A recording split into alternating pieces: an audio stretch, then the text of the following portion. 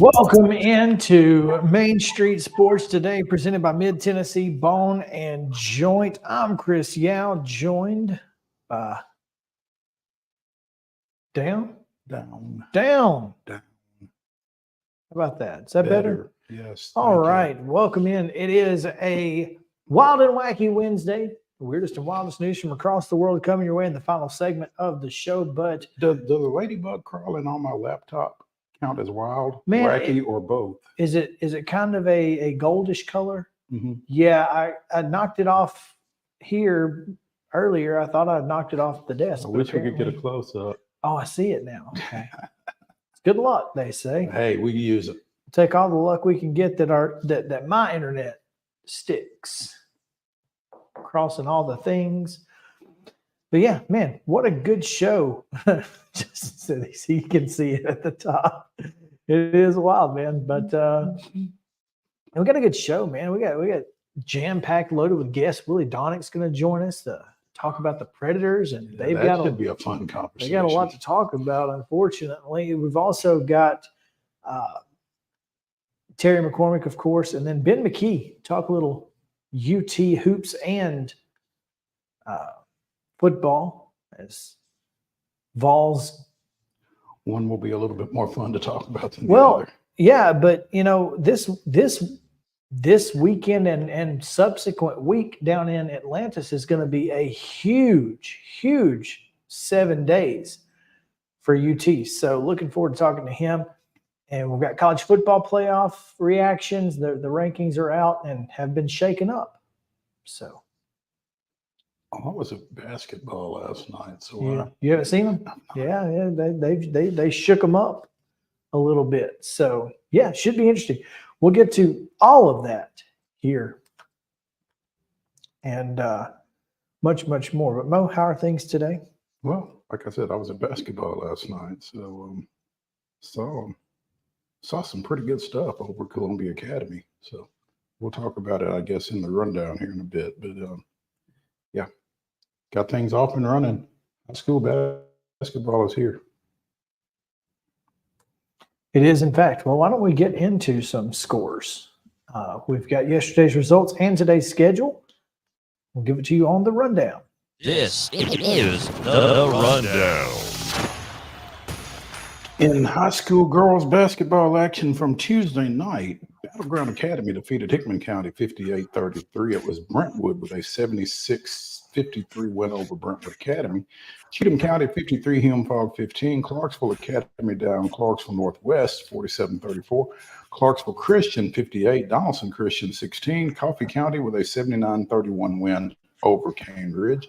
Columbia Academy behind 27 points from Reese Shirley down Lawson, 58-31. It was Providence Christian 57, Christ Presbyterian 54. Creekwood with a 49-42 win over Page. Wilson Central defeated DeKalb County 66-61. East Nashville 63.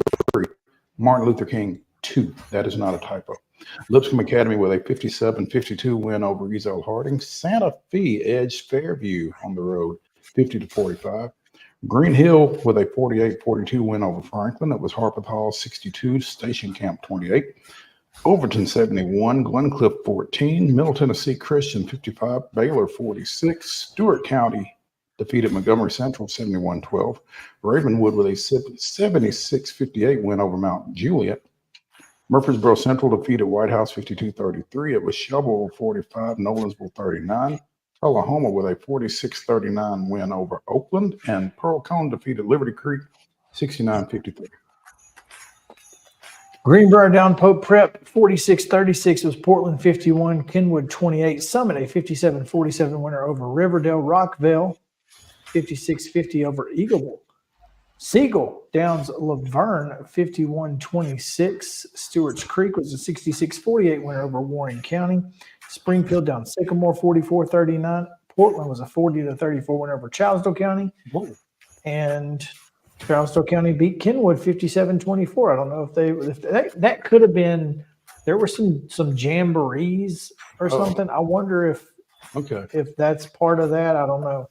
Anyway, Holyoke 77, Zion Christian 22. In boys action, Battleground Academy 68, Hickman County 54, Columbia Academy 70-40 win over Lawson. South Presbyterian 86-78 over Providence Christian. Creekwood 66, Page 56. East Nashville a 52-48 winner over Martin Luther King. Ezel Harding down Knowledge Academy 64-44. Green Hill 55, Franklin 47. Friendship Christian down to Jackson County 80-41. It was White House Heritage 54, Harpeth 52. John Overton edged Glencliff 56-55. Webb School a 67-64 win over Montgomery Bell Academy, and Montgomery Central down to Stewart County 63-46. Also, Ravenwood defeated Mount Juliet 70-58. White House with a 68-52 win over Murfreesboro Central. Nolensville defeated Shelbyville 76-43. It was Oakland 72, Tullahoma 54. Liberty Creek with a 68-40 win over Pearl.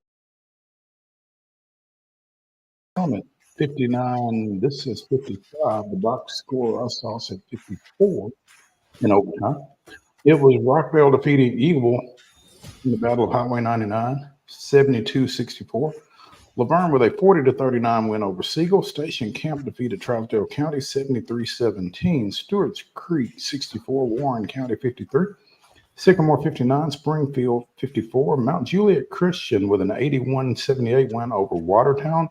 And Culleoka defeated Zion Christian 68-63. In men's basketball action last night, Tennessee improves to 3-0, sir. Mm-hmm. With their third 80-point performance of the season, defeating the Terriers of Wofford 82-61. Lipscomb goes to Cookville and picks up a 96-65 win over Tennessee Tech. Belmont 93, Berry 59. Casey Alexander's 100th victory as coach of the Bruins. Austin P with a 79-52 win over Fisk, and Vanderbilt holds off North Carolina Greensboro 74-70. Yeah. Women's basketball action. This one is a little bit of a head scratcher as Austin P, not long removed from a loss to Division II Trevecca. This is their first win of the year. They lost to Trevecca and Chattanooga ahead of going on the road. Clearly, F&M Bank Arena, not the place Austin P women want to play. Clearly not, because they defeated Kentucky and Lexington 68-63. Meanwhile, So Trevecca better than Kentucky. Hard to argue. also Lipscomb 77, Morehead State 73. On the ice, Anaheim defeats the Predators 3-2. In the association, it was the Lakers 134, the Grizzlies 107. And in college football action on Tuesday night, Toledo edged Bowling Green 32-31. It was Eastern Michigan 30, Akron 27, and Northern Illinois with a 24-0 win over Western Michigan. The Toledo Bowling Green game was incredible. I think Bowling Green was up like 31-14 at one point. And Toledo came back to win. Tonight's action, men's basketball. Trevecca hosting Tennessee Wesleyan. That's right. It's the Nazarenes and the Methodists battling it out at 7 o'clock. Get over to Trevecca and watch it. Tennessee State's at Portland. That's an 8 p.m. tip on ESPN+. Women's basketball, the Lady Trojans, or Trojan women, down at Alabama Huntsville. And Jesse Jennings led Chargers, 5:30 tonight. Wichita State's at Belmont. That's a 6:30 tip on ESPN+. Also on ESPN+ at 6:30, Vanderbilt hosts Western Kentucky. Neither of those are accurate. No. College football action tonight. Buffalo's at Miami of Ohio, 6 p.m. on ESPN2. And on the U, it's Central Michigan at regular Ohio. Ohio. just Ohio. They're just regular old Ohio. The Bobcats, if you will. That's going to do it for today's rundown.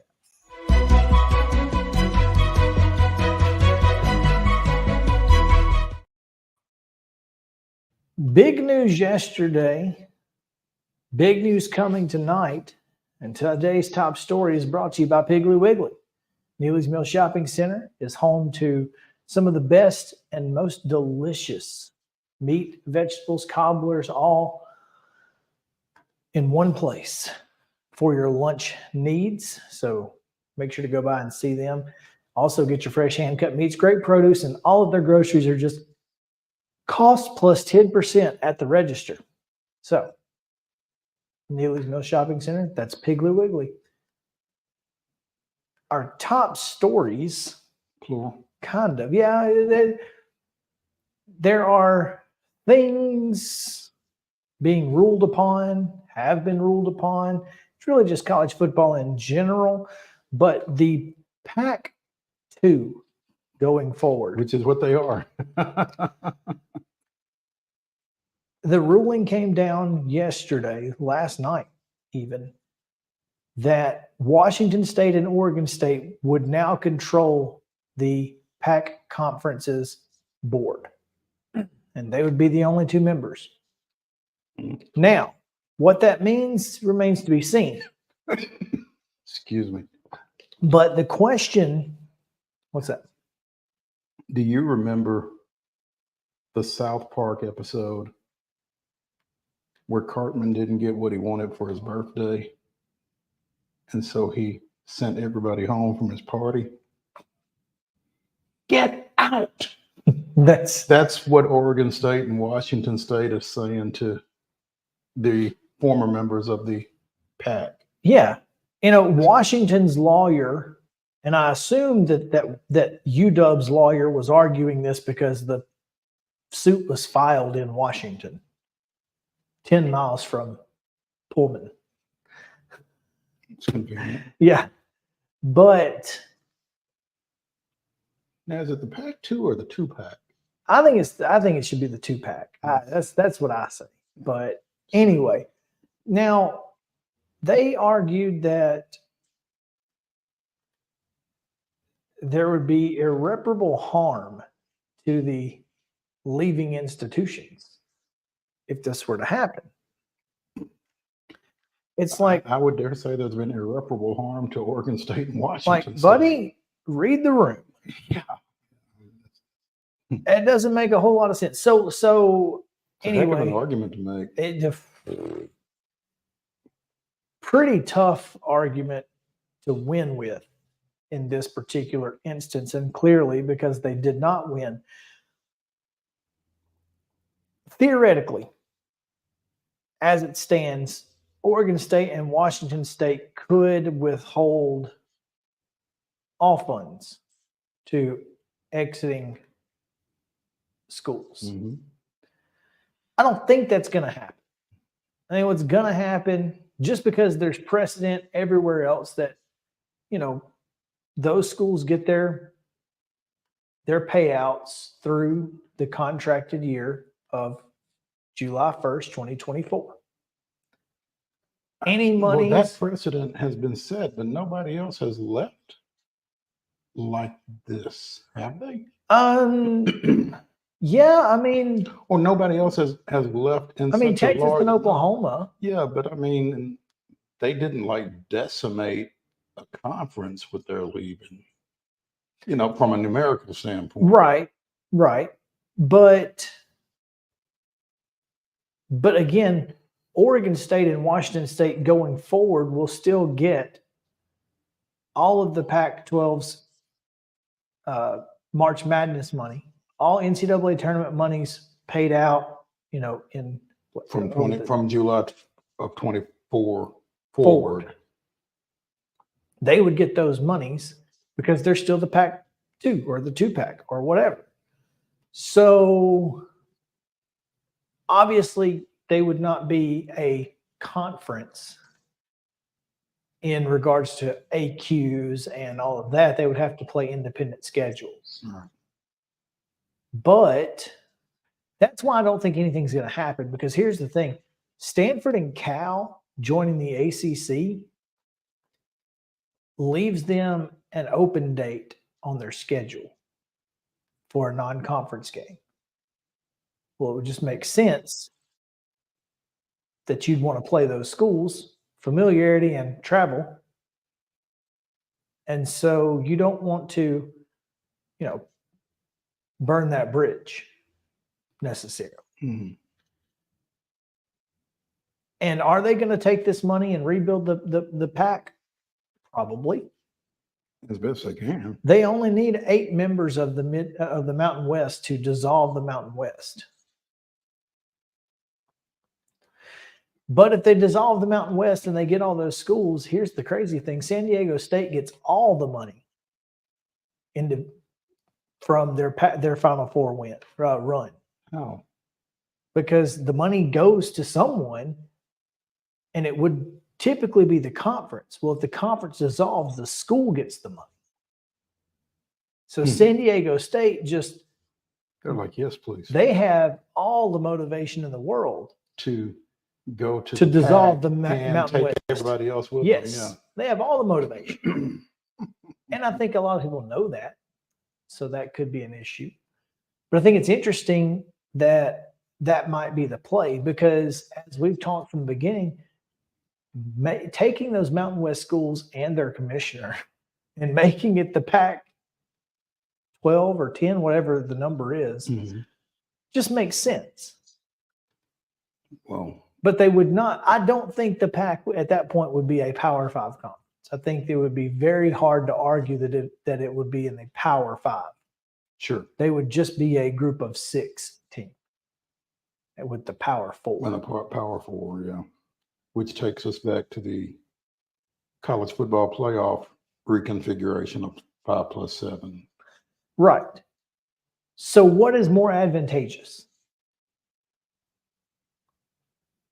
Pac-12 money or Mountain West money?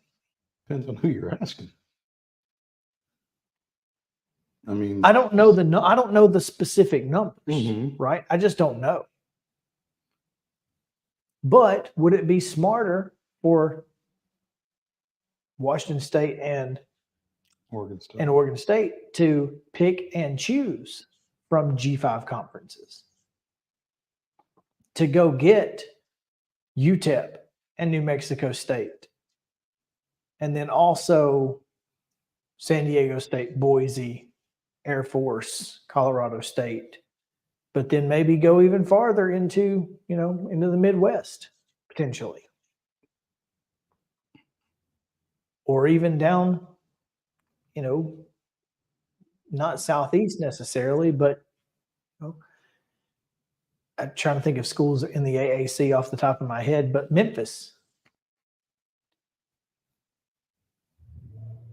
It's going to be intriguing to, keep an eye on how that develops, obviously, because do they pick and choose Or do they buffet just style, or do they just take the Mountain West and rebrand and roll?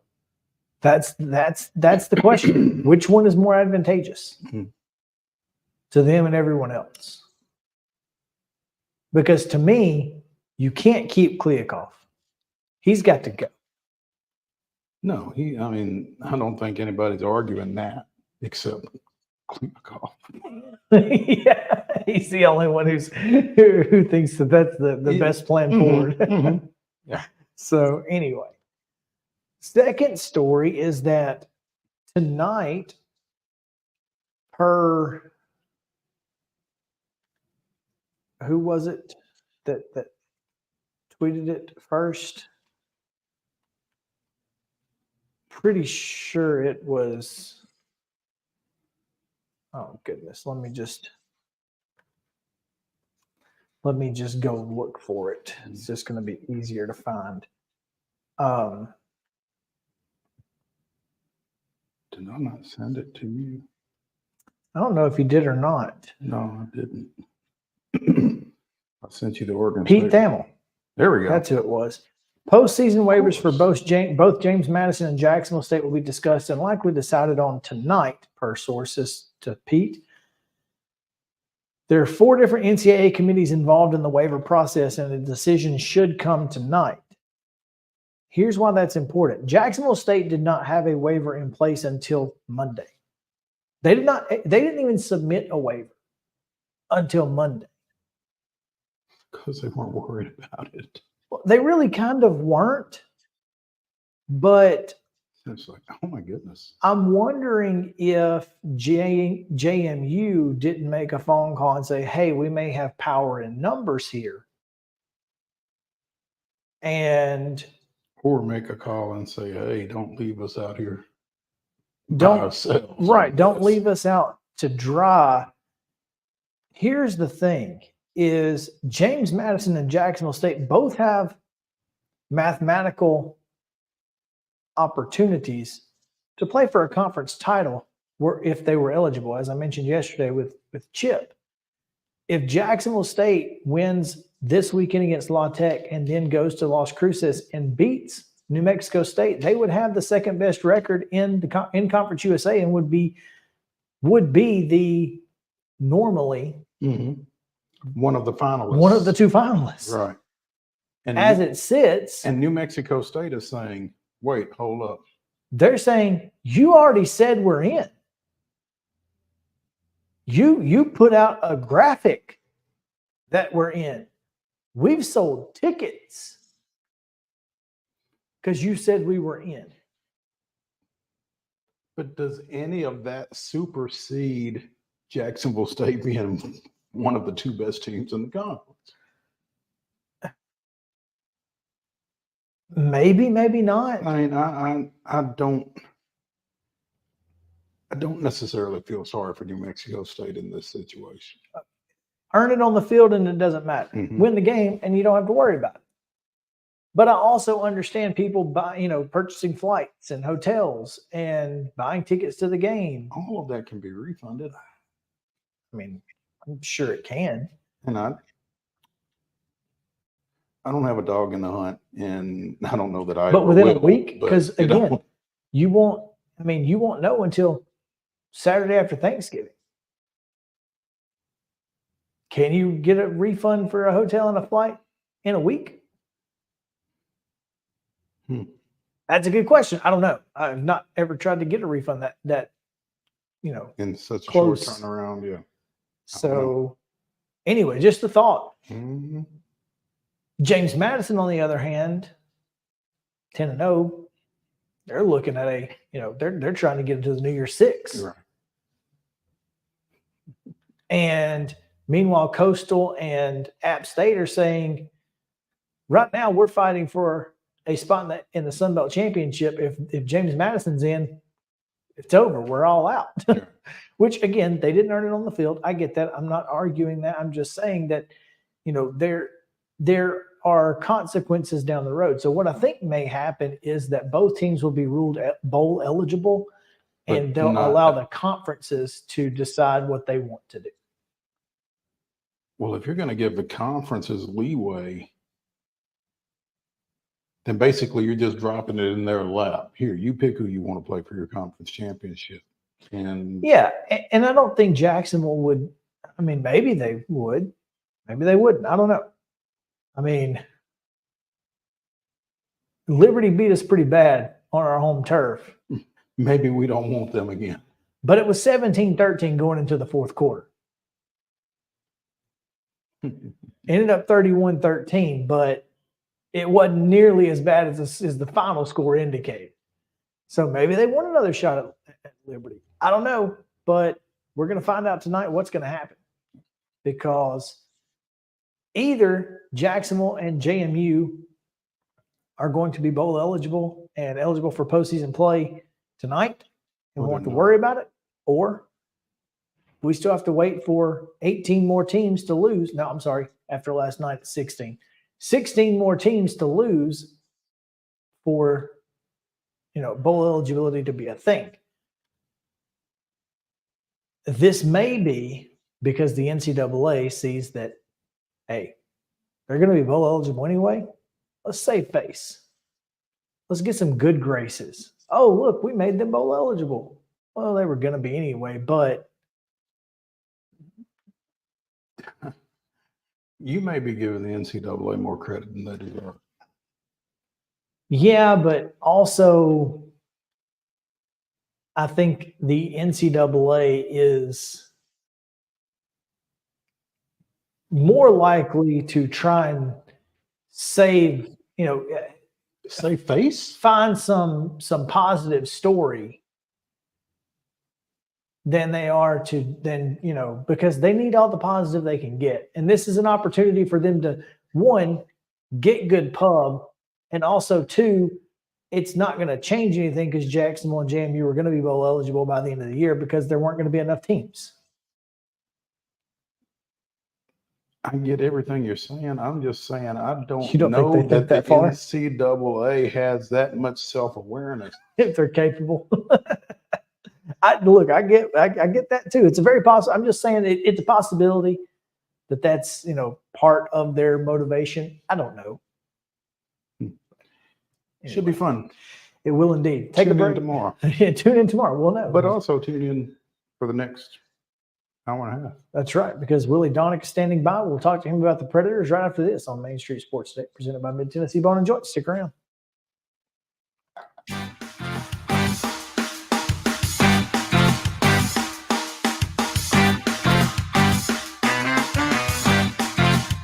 Welcome to the 2023 Magical Holiday Home Tour, coming for one day only. Immerse yourself in the spirit of the season as you explore stunning displays, twinkling lights, and charming decorations. The general admission tour of area luxury homes, including historic Rosemont, and a special tinsel tour of the original Fairview Plantation Mansion.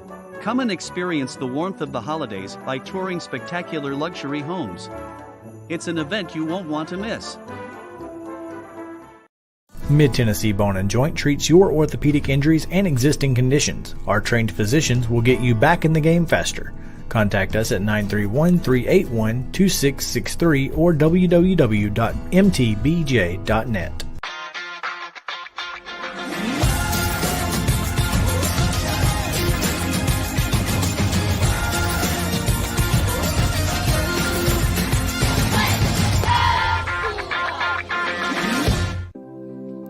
Custom Stone Handlers supplies over 600 distributors and suppliers with quality stone products. Along with River Stone, we produce and distribute over 100 building, landscape, and other bulk products. Our goal is to provide quality products, service, and partnerships to ensure our customers' success. We firmly believe that the measure of any person or company is how they treat other people and customers. Give them a call at 931-490-4990 or visit CustomStonehandlers.com. Mockingbird Title and Escrow is an attorney-owned and operated full-service title company in Middle Tennessee. We get your deals closed without worry and fuss. We're a family business that offers the highest level of expertise in our industry when it comes to closing and funding your real estate transactions. And it's a job I really love. I'm passionate about this. I'm enthusiastic about this. I like to think we're pretty well-rounded and can deal with a wide range of needs and a wide range of clients. Call 615-274-8698 today. With Lee Company technology, the best handymen are hands-off. Lee Company techs have been using visual findings and other smart technology tools for years to add transparency and virtually take customers along. You see what we see, whether we're in a crawl space or on a roof. With Lee Company, technology helps us help you. No matter what's happening in the world, or at your house.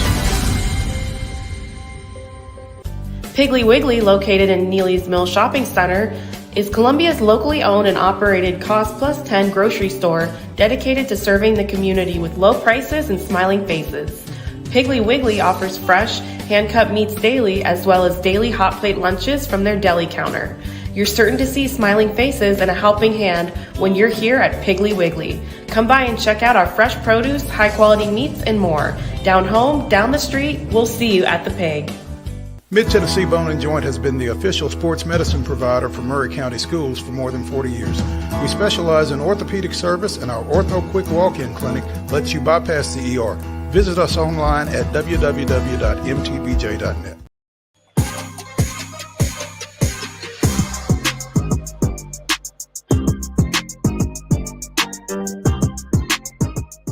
Welcome back in Main Street Sports Today, presented by Mid-Tennessee Bone and Joint, coming to you live from the Lee Company studio here in Columbia.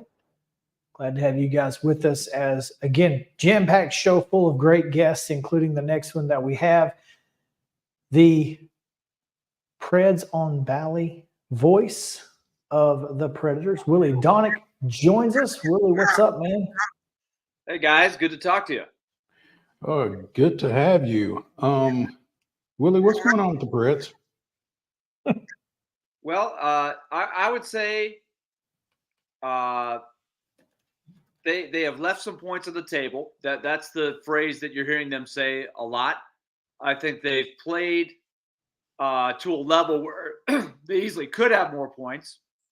But as Bill Parcells always says, sorry, guys, you are what your record says you are. So they are 5-10. So they are playing just well enough to lose. They're not getting dominated by any stretch. And I think it's been particularly frustrating the last two games where they've had 2-goal leads in the second period at home against, middle of the road teams that are beatable. And they have come up short. And not only have they come up short, but they've come up short in regulation. So they're not getting those extra points for getting the game to overtime. So they're up against it right now. They're fighting it. That is exactly what it seems to be. It seems to be a fight, and they come out punching, but can't quite make it to the 12th round. Well, and that's the job, is to break through and start turning some of these games into wins. I think they played well enough to win. I think their record, it's the woulda, coulda, shoulda. Could their record easily be with a couple more wins, a couple more overtime losses? It could, because they're right in every game. But I think there's a couple of things happening. They're a little bit snake bit. It seems like every time they're making a mistake, it's costing them. And one of the biggest reasons that happens is you have a goalie that's normally all world that is doing the opposite, bailing you out of a lot of mistakes, which UC Saros has done the last 3 years. And he's not in that groove right now.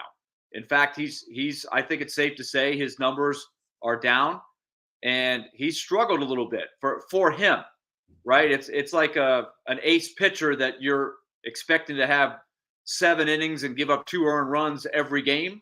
But even the best pitchers have little stretches where that's not happening. So it's not like UC Saros is getting bombarded, but there's maybe a play here or a play there where he's capable of making a big save that could change the outcome, and it's not happening right now. So you throw that into some of the other things that you knew were going to be challenges with all the young players. You throw in that they just lost a critical player in Tommy Novak for the next 4 to 6 weeks. And so these are the challenges that get you to where they are right now. The road trip took a toll. I mean, did they take a hit from a confidence standpoint on top of everything else there, or where are they falling short right now? Well, let's take last night as an example. They're up 2-0. They're controlling the game. They've had the puck way more often than their opposition. They're grinding on the offensive zone. And they really probably have the opportunity to go up 3-0. I would say this was probably the same story on Saturday night against the Coyotes. So these last two games in particular, I think, hurt more because they're at home. They've got a long stretch of time here where they're playing mostly home games, 9 out of 10. So they had struggled a little bit on the road, but you're coming back home and you're feeling good about taking the game to the opposition. And I think they should have won the last two games in my mind. I think the coaches and players would tell you that they should have won the game. They're up by 2 goals in both games in the second period. So when you say what's happening, well, let's look at last night. They're up 2-0. They have held the Ducks to 9 shots on goal for the game with about 4 minutes left to go in the second period. And then there's a play that is not a super high danger play. It's a shot from the wing.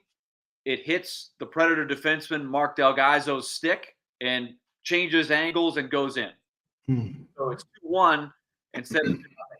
And then things seem to snowball a little bit. That's really where you said the word, Mo, that I think is probably a little bit of a factor here is the confidence is a little, and I think it's a little bit when it's happened to you before, you might have a little tendency to say, here we go again kind of thing. And they've got to overcome that. They still were in fine shape, tied 2-2 down the stretch, and they give up another goal. So it's just one of those things. Like they're playing just well enough to lose instead of finding ways to win. And it's a real fine line. I believe it can turn. There's still plenty of time. But I think in the big picture, this is what they have to find out about this young nucleus that they're trying to see what they can do. Because some of them are doing pretty well. Some of them are struggling. I think the veterans, like a Ryan O'Reilly, a Philip Forsberg, a Roman Josi, those guys are playing really, really well. Those guys are doing their thing. It's the rest of the team that I think they're having some ups and downs, and they need a few more guys to sort of step up and pull their weight. And I would think, Willie, coming into this season after the way things went at the tail end of last year with some of the moves that were made with the roster, that kind of thing, it was thought that this season may be a little bit of a struggle, but to actually watch it play out, and like you said, with the 2 games most recent, that you feel like were winnable hockey games, it makes it a little bit more frustrating because you expect this team to struggle a little bit coming in, but when you've got opportunities to win, you need to seize them. Yeah, and I think you just hit, what Andrew Burnett's mindset is. Brand new head coach. He just wants to see this group get the most out of what they have. I think he understands that he doesn't have a loaded roster. But is there more that this group is capable of? I think the answer is yes. And I have no doubt at all. It's just kind of like, I'll make the analogy of a Cy Young type of pitcher. Like even a John Smoltz. You have 3 or 4 rough starts early in the season. Are you still confident that by the end of the season, John Smoltz is going to have his ERA in the low 3s or in the 2s? I think most years that was the case, right? I think there's still the utmost confidence that by the end of the year, UC Saros is going to have his number. So that's one thing that should help a lot. I think the big thing is they went through 8 games without Cody Glass, who is one of the young players that they're trying to rely on to take the next step in his game. So he's been out. As soon as he comes back, they lose Tommy Novak, another one of those young guys. And Mo, you mentioned the end of last season. Those are 2 guys that really helped the Predators play well down the stretch last year, unexpectedly well. And that's why they've gone in this direction, because they want to see what this group can do. But as I mentioned, you've got these guys hurt. Then you've got guys like Phil Tomasino, Juuso Parssinen, young guys that really flashed excellence last year. Can they be a part of a really good winning team? They're still really young, 21, 22 years of age. They both have struggled some. So you put all of these things together, and it's creating these challenges. But it was realistic to expect the team to struggle some. But I think 5-10 is probably not what they're capable of. So it's kind of in between. Like, I think the fan base is being patient. because this is what they wanted, right? They wanted to go young. They wanted to move on from some of the guys that had reached a certain level but probably had plateaued, right? So they want to see what's out there. So this is how you have to weather the storm, right? I think that you got to give them some time, and I think in time they'll start to make some gains here. How ironic is it that the Preds are struggling to win games while the power play has been really good? And yet, for the last couple of years, it's been terrible, and they've won games just in spite of that. It just feels like kind of a little irony there. Yeah, you mentioned it. I think the power play has been overall a strength. I think they've improved there. And where it's kind of come back around is the penalty kill has been not as good as it had before. And I do think there is such a thing as puck luck. And I know you guys are baseball fans. I don't mean to be overdoing it with the baseball analogies, but I do think there are times over the course of a long season where as a hitter, you hit the ball hard, but for whatever reason, it's not falling for you. You could go 2 for 20, but you feel like you had good at bats. You feel like you hit 6 or 7 line drives that just didn't. Good exit velo. Yeah, so I think that's happening some on the penalty kill. I think when people are looking at where UC Saros' numbers are off, I think they've given up a lot of power play goals where it's not necessarily him just not making a save. There's pucks that are bouncing off of his own guys. There's pucks that are just have eyes. It's just like a seeing eye single that bounces up the middle, just out of the reach of the pitcher, right between the second baseman and the shortstop. That happens sometimes in hockey. And have they got a few of those? Yeah. But that's where you just have to keep nose to the grindstone and you can't make excuses, right? And you just have to go back to work and will your way out of a slump like that. And so I think that's the goal coming up on Saturday. They've got a couple of days to regroup before they play again. And we'll see if they shake it up a little bit to go into the game against the Blackhawks. Our first look at Connor Bedard in Nashville on Saturday, since the draft, I should say. Willie DAUNIC, voice of the Nashville Predators on Valley Sports, joining us here on Main Street Sports Today, presented by Mid-Tennessee Bone and Joint. Willie, when you're in a stretch like this, going from Tuesday to Saturday without a game, is that a good thing? Is that a bad thing? I mean, does this give it more time to marinate that you've lost, 6 of your last 7, or is this a good time to kind of step away a little bit? That's a great question that I know all of those guys are being asked. And I think what you have to fall back on, no matter what your personal preference might be as a player or as a coach, the schedule is the schedule. So you have to try to take advantage of what you do have. And you do have the chance to go practice some things, go over attention to detail. I think attention to detail is probably a big answer. If you look at the last couple of games, they've controlled the game. They've done a lot of good things. They've had more shots. They've had more quality scoring chances. The numbers on the sheet should equate to success, but they're not doing it. Why? Because they're having a letdown at the wrong time. So how can you shore up some of those little things?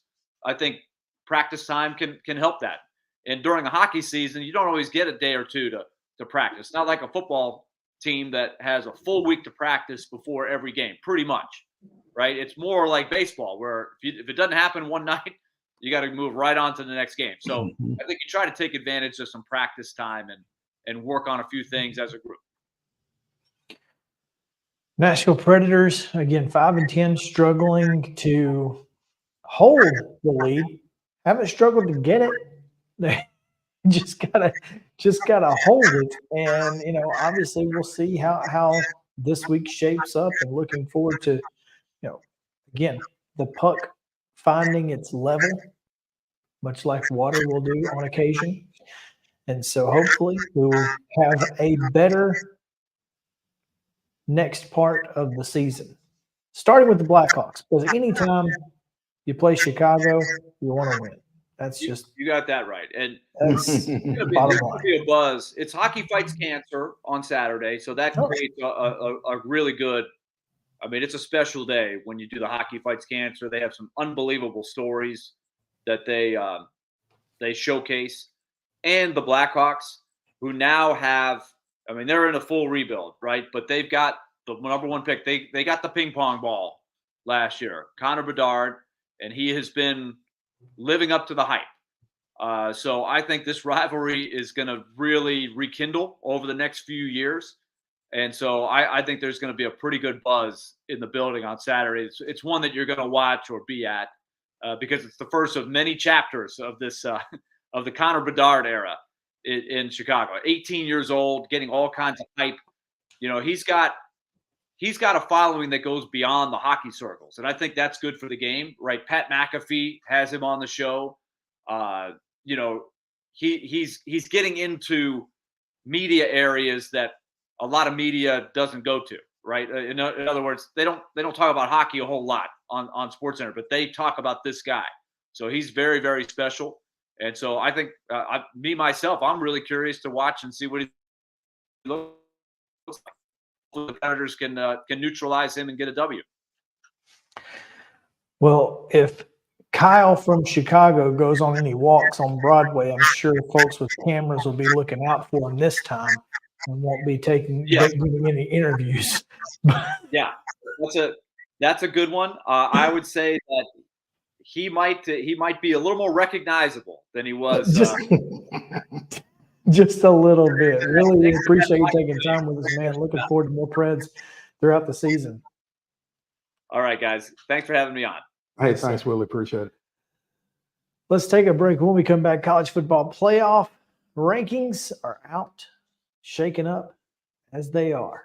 We'll talk about it right after this.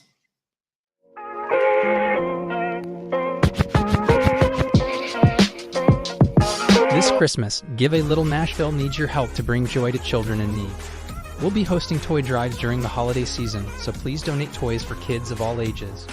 On December 3rd, join us for our Cocktails with Santa red carpet event, where you can mingle with other supporters and enjoy festive drinks and food. Together, we can make a difference in our community this holiday season. Visit givealittle.nashville.com or find us on Facebook to learn more and register today. Mid-Tennessee Bone and Joint treats your orthopedic injuries and existing conditions. Our trained physicians will get you back in the game faster. Contact us at 931-381-2663 or www.mtbj.net. With Lee Company technology, the best handymen are hands-off. Lee Company techs have been using visual findings and other smart technology tools for years to add transparency and virtually take customers along. You see what we see, whether we're in a crawl space or on a roof. With Lee Company, technology helps us help you, no matter what's happening in the world or at your house. Jones & Lang Sporting Goods here in Columbia has been outfitting teams, officials, and anybody else from T-ball to college for 50 plus years. Be sure and check them out at 931-388-8060 or online at jonesandlang.com. Jones & Lang Sporting Goods, the look of a winner. Zion Christian Academy, zioneagles.org or 931-388-5731. You can schedule your appointment. Go tour their campus. It is beautiful over there, and you're definitely going to want to see it. Again, it's zioneagles.org. Give them a call, 931-388-5731, and schedule your tour today. Mockingbird Title and Escrow is an attorney-owned and operated full-service title company in Middle Tennessee. We get your deals closed without worry and fuss. We're a family business that offers the highest level of expertise in our industry when it comes to closing and funding your real estate transactions. And it's a job I really love. I'm passionate about this. I'm enthusiastic about this. I like to think we're pretty well rounded and can deal with a wide range of needs and a wide range of clients. Call 615-274-8698 today. Mid-Tennessee Bone and Joint has been the official sports medicine provider for Murray County Schools for more than 40 years. We specialize in orthopedic service, and our Ortho Quick Walk-In Clinic lets you bypass the ER. Visit us online at www.mtbj.net.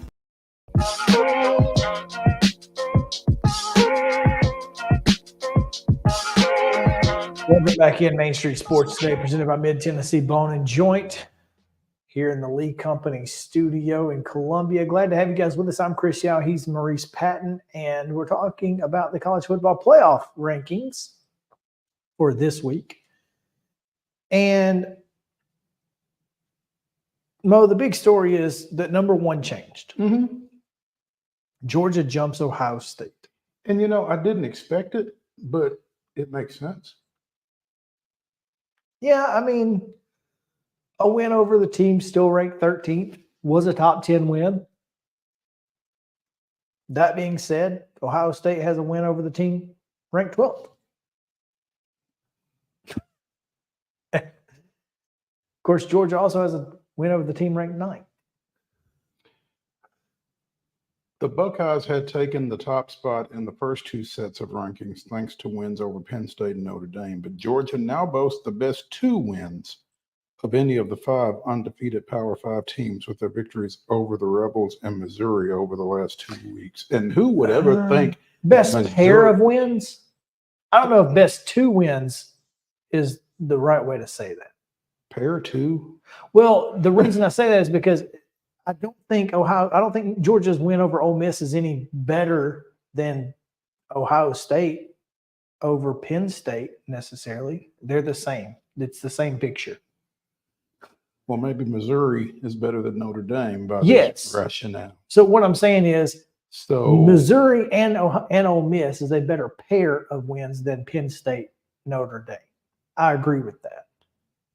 but you don't agree with the best 2 wins. Right. I don't think Georgia's win over Ole Miss is the second best win. It's arguable, I guess. But it was at home, whereas Ohio State was not. I think you're kind of I'm splitting picking hairs. You're I'm splitting picking at hairs. semantics on this. I'm splitting hairs. Yeah. But I think that, that's just my opinion. Anyway, continue. Oh, that's it. No, all that's I what you had? That's all I had. I was going to say that who would have ever expected Missouri to be a resume builder? And yet here they are. Yeah. So What? 8-2, 9-2? What are they? I think they're 9-2. let's see, because they should be in the rankings as well. Missouri is 8-2, Okay, so they do play. and this number week. 9, they are the highest ranked 2-loss team, actually, in the CFP. Well, and I think that's probably accurate. Mhm. I mean, their 2 losses are to number 15 LSU. Of course, that was at home, and that one's tough. That one kind of left a mark because Uh, LSU hasn't done anything to make that Yeah. a better loss. Yeah, I mean, LSU is just kind of, Meh. yeah. I mean, they've beaten a bunch of teams that they ought to beat. Mhm. Congrats. But I mean, seriously, they're number 15 in the country based on, What? Their 3 losses. Ole Miss, they lost. Alabama and Florida State. I mean, All of them are ahead of them. they have not beaten a ranked team. Their wins are over Grambling, Mississippi State, Arkansas. And Missouri. Missouri is that's their best win. It's their only win. Army and Florida. And Georgia State A&M ain't going to help them. But they're ranked where they are because the next team is Iowa. And the only reason Iowa is anywhere close to where they're ranked, if you gave me Tennessee and Iowa today, I think it'd be a lot of fun to watch, by the way. It would be Well, stop. intriguing. No, stop. I'm sorry, intriguing. Okay. To watch. All right. Yeah, Less fun, more intriguing. Because I would never use Fun in Iowa. Iowa and fun. It would be interesting to watch the Iowa defense and Tennessee's offense play one another. Tennessee's Would it defense, really? yeah, Because Tennessee, I just feel like Tennessee would run past Iowa consistently. probably, but I don't know that. I'd be really curious to see how. Now, it could go one way or the other. It could be 10-7, or it could be 35-0. Yeah. It literally could. I mean, it won't be 35-31. No. Just because Iowa can't score there. 31. Yeah. Right. It would either be a blow, but I think it would be intriguing to watch because I would like to see how that matched up. Now, that being said, Tennessee would beat Arizona. Tennessee would beat Iowa. Tennessee would compete with LSU right now. I'd love to see Tennessee, Oklahoma. Love to see Tennessee, Oklahoma. But it's interesting to me that, the committee feels obligated to rank Iowa right now, right? And I don't, well, they're obligated. They're 8-2. That's why they're obligated. But honest to God, 8-2, and you look at their schedule, LSU and Iowa don't need to be at 15 and 16. Who would you put them behind, though? I mean, how far down would you move them? Well, and that's the thing, because how often have we said 14 is the cutoff? And after that, put them in a hat. But there's no doubt in my mind Tennessee would beat probably LSU, Iowa, and Arizona on a neutral field. Yeah. There's that. But the big thing. But again, I mean, once you get past 10, I just don't know that it matters. Here's my problem. Well, it does in some ways. It does for resume building more than anything. I mean, Georgia's going to beat a number 18 team this week, and then they're probably going to fall out. You think? This depends on how bad they get beat. I mean, I guess with 4 losses, and it'd be hard to stay in the top 25. It's tough to stay up there with 4. But Oklahoma State is ranked. And they lost to Central Florida at home. They got boat raced. In Stillwater. Oklahoma State has no business being ranked, but they have to be because they're going to be in the Big 12 championship game. But that's not my problem. My problem is number 24. Because if only, Mo, there were some kind of way that we could compare 2 teams ranked next to one another on which team may or may not be better objectively, if perhaps maybe they both played the same team. And if one team won by 20 and the other one lost by 17, maybe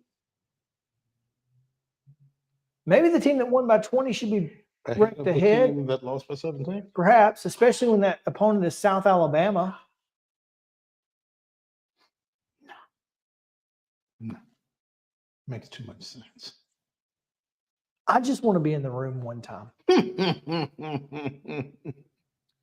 That would be awesome. No, but see, you couldn't be in the room. No.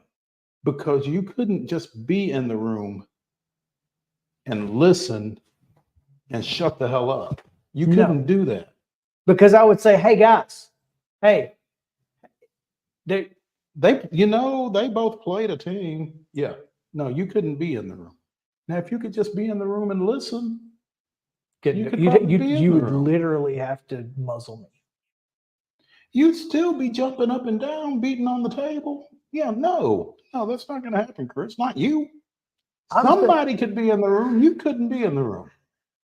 I mean, I could be, but I had to be on the committee. No. Because I'd have to have a voice. They'd have to put me on a voice, yeah.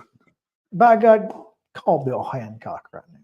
Yeah. Your last act is to put Chris Yao and Mo Patton on the committee. Representing Main Street Sports today out of Columbia, Tennessee. Wouldn't that be hilarious? I mean, seriously, though, it's right there. Well, I mean, it's right there. You could just have a Joe Fan on the committee. You think you should? Probably watch as much football as anybody. Watch as much football and probably have a more vested interest in the intrigue of these games, of these teams. To me, it just, and we've said that. We've said, fan polls should be a thing. And maybe they can be. Maybe next year we create a fan poll. I've got enough friends across the country. You've got enough friends across the country. We'll just make a fan poll. But yeah, Oklahoma State and Tulane right next to each other, and they have a common opponent. One won by 20, one lost by 17. Seems But hey, like an obvious choice. who But are we? who are we and what do we know? What do we know? Yeah. And nobody else really, I mean, everything else is, I think, is fine. I think Kansas and Utah are probably equals. Kansas State, man, Kansas State staying ranked is wild. Is great for Missouri and the SEC, but Do you think they rank too many teams? 25 has kind of always been the standard, but yeah. 25 has been the You could standard, give but me I mean, 15. look, yeah, I think I could roll with 15 because 16 down. But then are you obligated to put Oklahoma State at 15? Or Since they're going Iowa? to be, since they're going to be in the Big 12 championship Or game? Iowa instead of LSU, since they're going to be in the Big Ten championship game? And Well, again, 15 is now, what it is. But yeah, I is think 15, the Big 10 still going to have divisions next year? they're going to have 20 teams, so God knows what they're going to do. They should probably just split the conference. And I think when folks get rid of divisions, then that will cure some of Some this as well. Because then you don't have the to. two best teams. So you don't have to force Iowa into the mix when you've got Just Ohio because. State and Michigan at 2 and 3. Right. And Penn State at 12. And Louisville at 10 after losing at Pitt. So they only lost though. Damn near lost last week to who was it? Yeah, Doesn't matter. damn Didn't near. lose. Yeah, exactly. Didn't lose. Doesn't matter. Let's take a break. Terry McCormick standing by. Your Daily Titans report is coming up after this.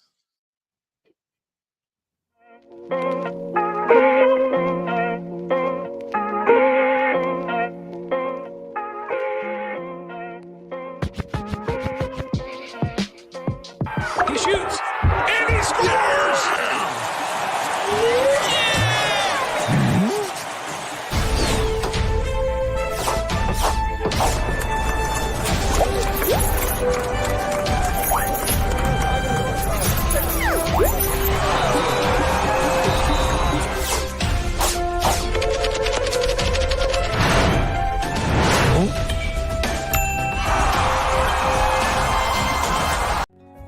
Since 1975, Mid-Tennessee Bone and Joint Clinic has treated the orthopedic needs of Middle Tennessee residents. The trained physicians provide surgical options and minimally invasive options to treat all orthopedic needs. The walk-in clinic, OrthoQuick, helps you bypass the ER while treating sports injuries and acute needs Monday through Saturday. Visit MTBJ online at mtbj.net or on social media at Mid-Tennessee Bone Joint Clinic.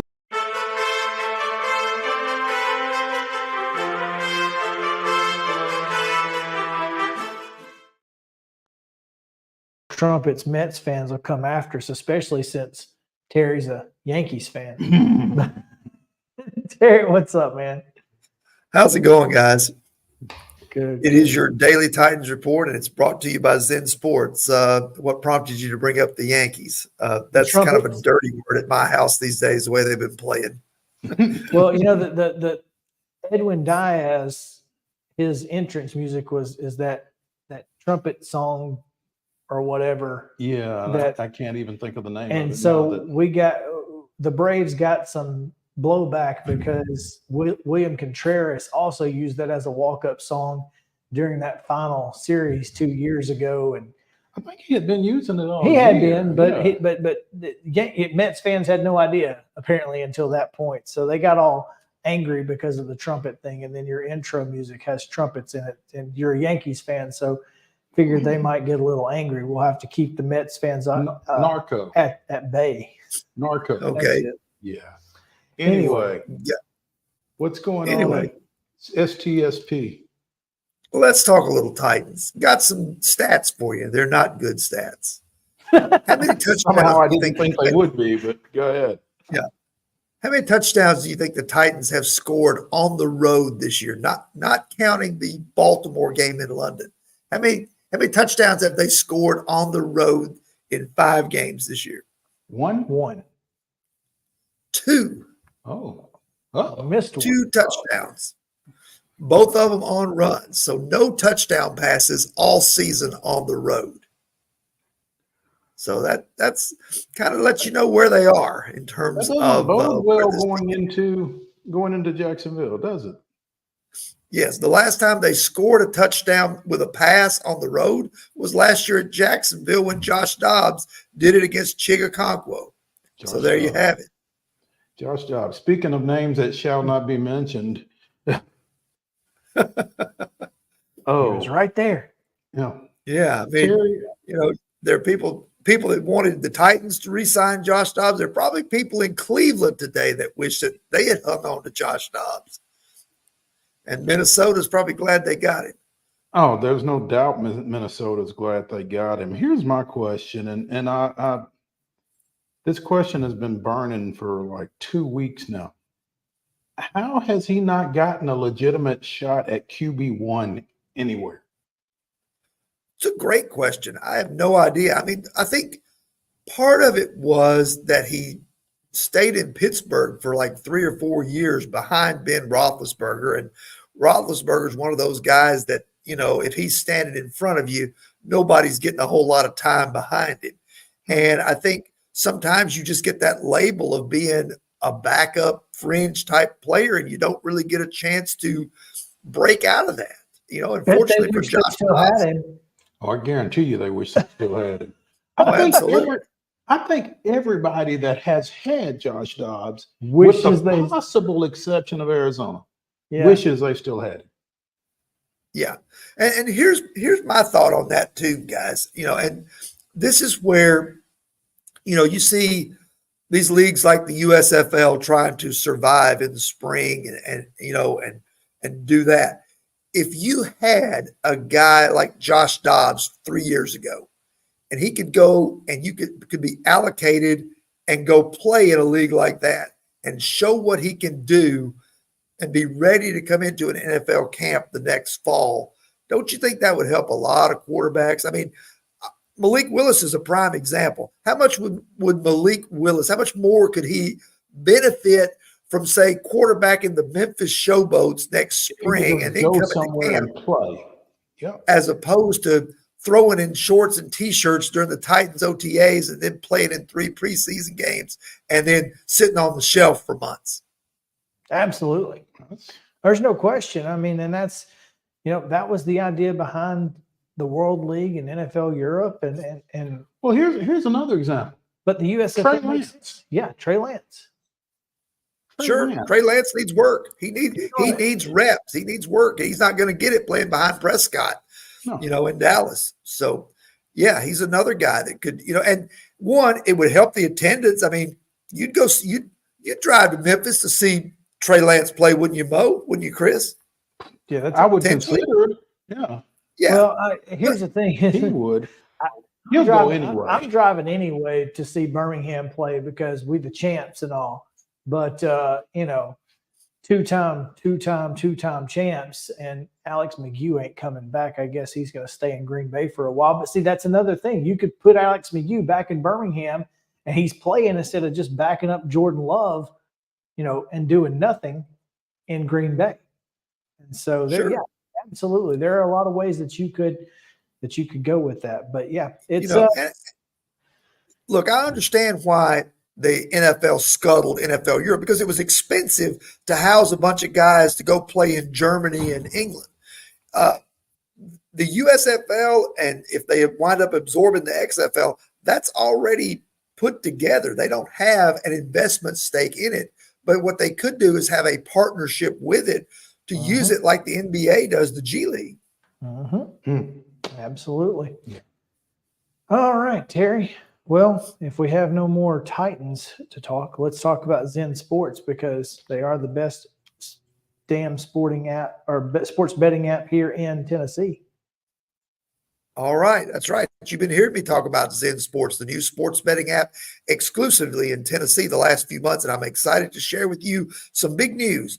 Now, when you sign up for a Zen Sports account, you will receive up to $1,000 no danger first wager. That's right. When you place your first bet in Zen Sports, you can be reimbursed for the amount of your bet up to $1,000 maximum if the bet loses. And there's more good news. Zen Sports is rolling out its brand new VIP rewards program. This new VIP rewards program will allow top-tier customers to earn more bonuses, comps, and perks.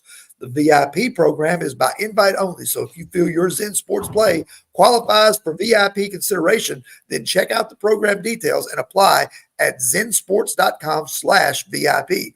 No other sportsbook will offer you a premier sports betting experience with 24/7 top-tier customer support and faster withdrawals than Zen Sports. So what are you waiting for? Get going and download their app at zensports.com today. Zen Sports, betting just got better. Gambling problem? Call 1-800-889-9789. Terms and conditions apply. Must be 21 and older and in Tennessee to bet.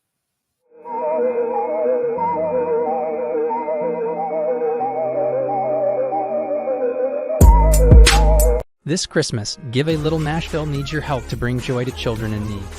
We'll be hosting toy drives during the holiday season, so please donate toys for kids of all ages. On December 3rd, join us for our Cocktails with Santa red carpet event, where you can mingle with other supporters and enjoy festive drinks and food. Together, we can make a difference in our community this holiday season. Visit givealittle.nashville.com or find us on Facebook to learn more and register today.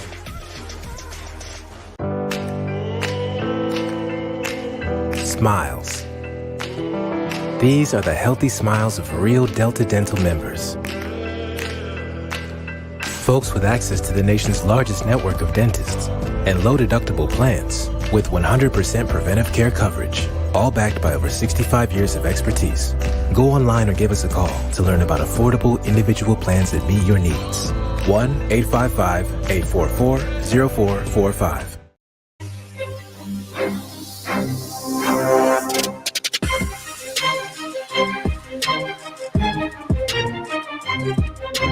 We're back here on Main Street Sports, presented by Mid Tennessee Bone and Joint in the Lead Company studio.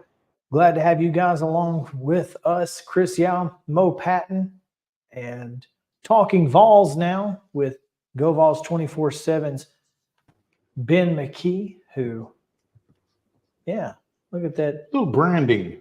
Look at Branding you. and the Grizzlies towel in the back. Just keep that hung up. You're not going to need it this year. Yeah, not good. And thanks to thanks to Ja, the season has not been fun on top of several injuries. So hopefully they can somewhat stay around until Ja gets back and maybe make a miracle run there at the end. It would be a miracle. Yeah. A team that so far doesn't look like they're going to need a whole lot in the way of miracles, knock on wood, is Rick Barnes' Tennessee basketball team. 3 games, 3 80-point performances, Ben. And it's been one of the knocks on the Vols under Rick was that they've been a little inconsistent offensively. What has changed? Dalton Connect. But before Dalton Connect, Rick Barnes changed. I don't think there were wholesale changes. I don't know that he changed his philosophy or his offense or anything along those lines. But I think he identified that within his system, he needed better shooters. He talked about that over the course of the offseason. Following the conclusion of last year's Sweet 16 run, talked about how they needed to become a better shooting team. He also made comments like they needed to become more athletic out on the perimeter. And he went out and did that via the transfer portal and Dalton Connect and Jordan Gainey. And those 2 additions have made a world of difference. And you've also seen it with their freshman class, even if you include redshirt freshman Freddie DeLeon, who enrolled early and redshirted in the spring semester. Freddie's very athletic. Cade Phillips in the post. JP Estrella in the post, very athletic. Cam Carr, the scrawny freshman from Link Academy, he is very athletic, and he's a bucket. Once his body is kind of ready for the grind of a college basketball season, he's somebody that's really going to be fun to watch for Tennessee fans. So Rick, again, I don't know that I would classify it as wholesale changes, but he recognized that they needed to become more offensive. And he did that by going out and getting shooters. And you've seen the difference with Dalton Connect and Jordan Gainey early on. So those two differences have made a world of difference, but it started with Rick Barnes identifying that they needed to become a better shooting team. It's interesting that you say that because they still went a little cold last night against Wofford, and it's like, doesn't matter what you do, you're still going to go cold at some point. But the difference is that they, once they get hot again, it's almost impossible to stop. Still win by 20, still score 80 points. Could have scored 100 if they don't go cold for 5 minutes. It just seems like a more player-friendly offense, more open to the way that basketball is played in the 21st century. And if that's the case, this is a scary team throughout the rest of the year and maybe even next week for some folks down in Atlantis. Yeah, absolutely. And, even last night, it did feel like they went cold, and they did. They had a couple of runs where they went 2 or 3 minutes without a bucket, without scoring any points. But they still shot 40% from the field and 40% from three for the game. And it was a low possession game. Wofford did a good job of keeping it a low possession game. Rick Barnes said afterwards, I believe he said that they like to play in around a 70 or so possession game, and Wofford kept it to a 62, 63 possession basketball game last night, and they were still able to score 80 points, even despite maybe a 2.5, 3 minute run of not being able to get one in the bucket. And it's because of the additions on the offensive end that I just spoke about. Last year's runs, when they would go cold, it seemingly lasted for an entire half, not literally, but there were multiple runs last year of 18, 12 minutes of where they could not make anything, or where they were like one for their last 10, one for their last 15. Now those have been at worst cut in half, and it's an early sample size. I think this will be an interesting team to evaluate at the end of the month after they play in Maui next week against several good basketball teams.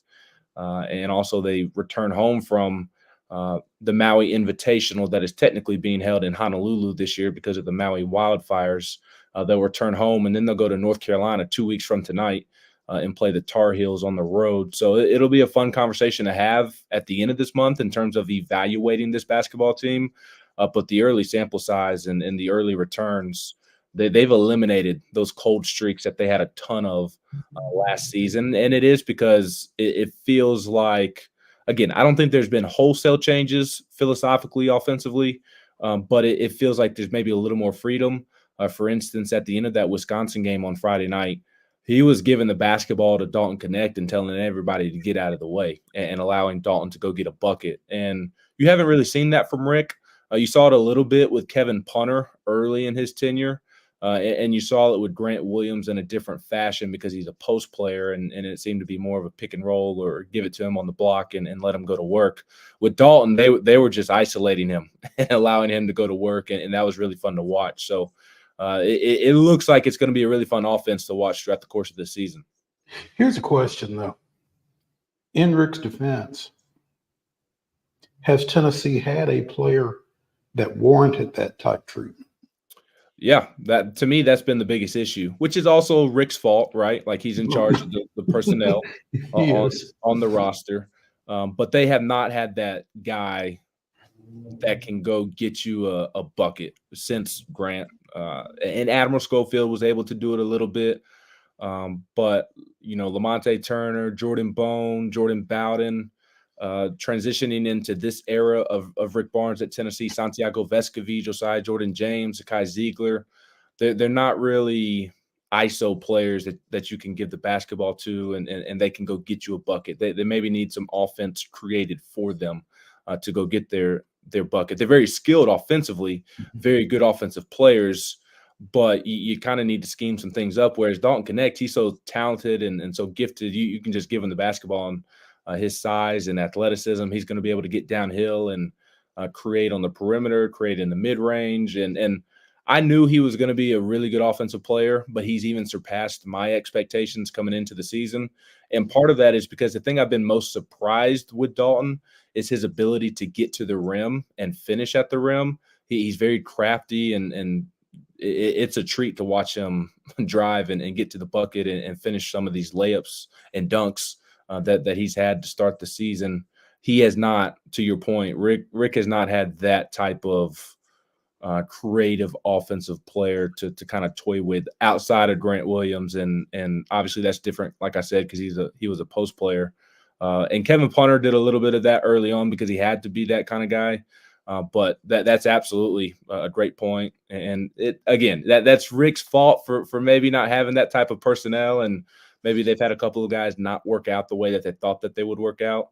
But they definitely haven't had that guy. And I think the best part about what Dalton's doing, and Jordan Gainey can kind of create on his own as well, just maybe not to the extent that Dalton has been able to, it takes a lot of stress off of Santiago Vescovi and Josiah Jordan-James to where they don't have to be the main option. They can be that second or third option, and that opens up so much more for their offensive games. And you're seeing that with Josiah early on. Josiah's been really, really efficient to start the season, and I think it's because he's able to feed off of Dalton and Gainey, and he's not the go-to guy offensively with Santi. Ben McKEE of 24/7 Sports and Go Balls 24/7 joining us here on Main Street Sports today, presented by Mid-Tennessee Bone and Joint. Ben, on its face, this is going to sound like a stupid question, but hang with me. But I wanted to preface it. How much of a difference has it made that Zakai has been available to this team from the start of the season? Well, it's a huge difference because Josiah Jordan-James, after the Wisconsin game, called him the heart and soul of this basketball team. He hasn't contributed a ton yet, just in terms of production, because he's still trying to feel things out and get back into the flow of things. And not to say that he hasn't done anything. He had a nice three against Wisconsin in the corner when Wisconsin was making a little bit of a run in that game. And I believe that was in the second half, if I remember correctly. And he's also had some nice passes to set up his teammates. He's been able to drive past his defender and set up teammates. And he's made some plays on the defensive end. But we haven't seen the full Zakai Ziegler effect just yet. And he's still knocking off that rust. And going back to the Dalton Connect conversation, I mean, he provides that luxury of allowing Zakai to get in the pool through the shallow end rather than the deep end. Tennessee isn't reliant upon Zakai to come back and be Zakai that we're used to right away. He can kind of tippy-toe through the shallow end and get used to the cold water. And I think at some point you're obviously going to see Zakai be as productive as he typically is. But that aside, like I mentioned, he's considered the heart and soul of this basketball team. He's the vocal leader, along with Josiah and Santi, but he's certainly the emotional leader of this basketball team. And he wears his heart on his sleeve as much as anybody in the country. And that alone is just a huge pick-me-up for his teammates, because all of his teammates adore him and love playing basketball with him. And just him simply being out there on the floor with them, I feel provides them a level of comfort. And it's only going to add to this great start to the season once he gets back into the rhythm of being the productive basketball player that we know Zakai Ziegler can be. Ben, switching gears just a little bit, wanted to talk about, obviously next week is so vitally important for this basketball team. I mean, you have the potential to play 3 ranked opponents, including number 1 Kansas, who just beat Kentucky, and then obviously it's it's neutral court, so that I think is not as good as winning on the road, but it's better than winning at home. And so this is kind of that litmus test for this program and for this team and where it is right now. How do they feel about their chances going into the Bahamas? Yeah, they feel really, really good about it. This is the confident bunch, and they should be, because it's a group of guys that have played a ton of basketball throughout the course of their career. Dalton Connect, this is his 5th year of college basketball. Even if he had to go the JUCO route and then Northern Colorado and now Tennessee, he still played quite a bit of college basketball. Jordan Gainey played 2 years at USC Upstate before coming over to Tennessee, and that added to a nice nucleus returning for Tennessee of Santi, Josiah, Zakai, Jonas Adu, Jemai Meshack, Tobe Awaka now in his 2nd year. And you do have some young pieces that are going to fit in here and there. But for the most part, it's an experienced bunch that has had success to a certain extent. And there's no reason for them not to be confident. And I think that they see the writing on the wall with this season that if it clicks, which it's already clicked to a certain extent to start the season, but if it really clicks as we get into the thick of it here and work towards March and the NCAA tournament, I think they realize that they truly have a chance to do something special. So this team has a ton of confidence right now, as they should. They're playing really, really well, about as well as you can play to start a season. They look like they're in midseason form. I mean, they look like they're midway through conference play right now, and I think that's a result of all the experience and confidence that they have returning this season. Whereas, Kentucky looked good against Kansas last night, but that is a Kentucky team that's relying on a ton of youth. And in today's day and age of college basketball, a lot of teams rely on a lot of youth early in the year, and it takes a minute for all of that to gel. Whereas Tennessee, they don't really have to go through that process because they have experienced players who have played well at this level. So there's a lot of confidence with this bunch. And, I don't really think that they care who they're playing because of that confidence, whether it is number 1 Purdue or whoever. I feel like they feel they can go beat anybody in the country, anywhere, anytime. And they should have that mindset as a competitor and with their pedigree and their resume. They should feel that way. So next week will definitely be a nice test for them. They play Syracuse on Monday, 2:30 p.m. Eastern on ESPN2, I believe.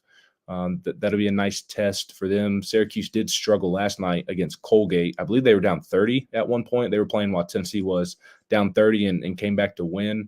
But it's still Syracuse basketball at the end of the day. And then on Tuesday, win or lose against Syracuse, they will play Purdue or Gonzaga on Tuesday, and that'll be a huge game. And then they'll play a third game on Wednesday, depending on how that Monday and Tuesday go. So it'll be a really nice test for them. And like I said earlier, when you pair that trip to North Carolina at the end of the month coming up and pair that with Maui, then it'll be very interesting to reflect on the month of November for Tennessee, because they've already made a statement, I feel like, with the exhibition win, even with it being an exhibition, the one at Michigan State.